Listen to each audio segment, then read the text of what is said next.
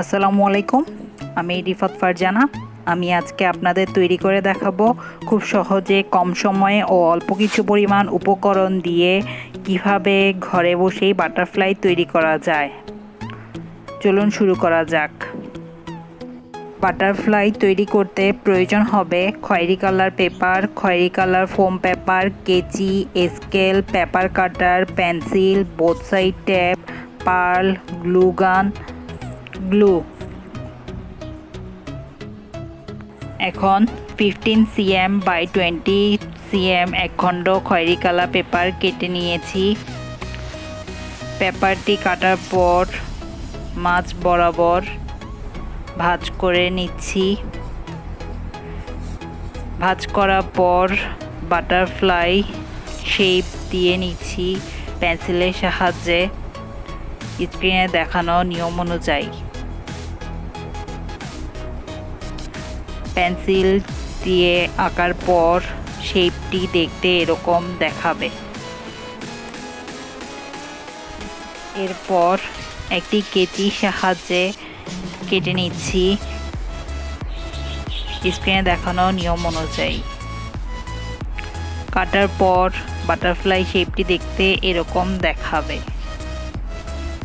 তারপর খয়েরি colour foam paper নিচ্ছি।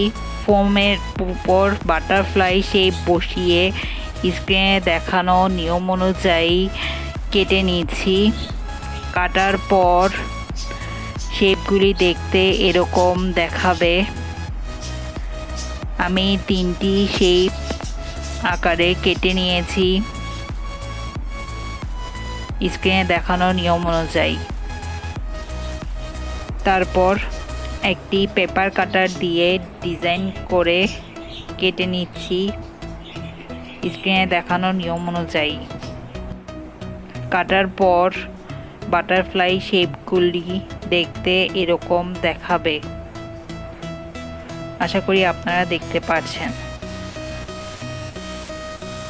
তারপর একটি বাটারফ্লাই শেপের ট্যাপ উঠিয়ে নিচ্ছি।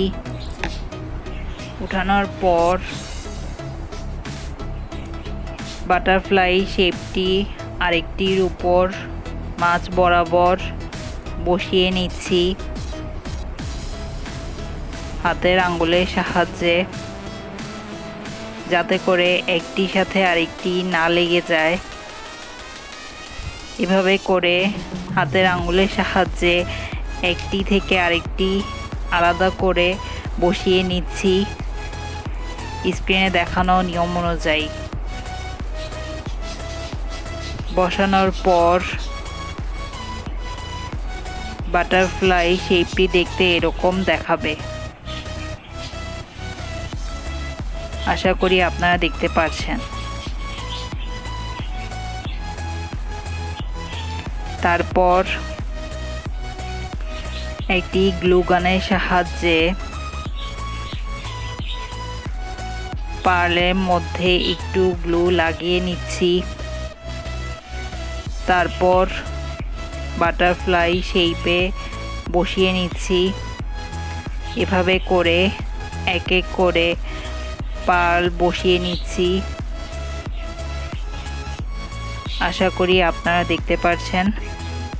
আমি এভাবে করে 3টি পার্ল বসিয়ে নিয়েছি স্ক্রিনে দেখানো নিয়ম অনুযায়ী।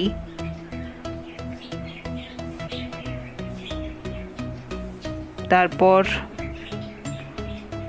বাটারফ্লাই দেখতে এরকম দেখাবে। পার্ল বসানোর পর তৈরি হয়ে গেল খুব সুন্দর বাটারফ্লাই। বাটারফ্লাইটি দেখতে এরকম দেখাবে। আশা করি সবার ভালো লেগেছে। ভালো লেগে থাকলে প্লিজ আমার চ্যানেলটি সাবস্ক্রাইব করবেন আর লাইক, কমেন্টস, শেয়ার করে আমাকে আরও উৎসাহিত করবেন। আজ আর নয়, আবার আসবো নতুন কিছু নিয়ে। ধন্যবাদ সবাইকে আমার সাথে এতক্ষণ থাকার জন্য। ভালো থাকবেন। আল্লাহ হাফেজ।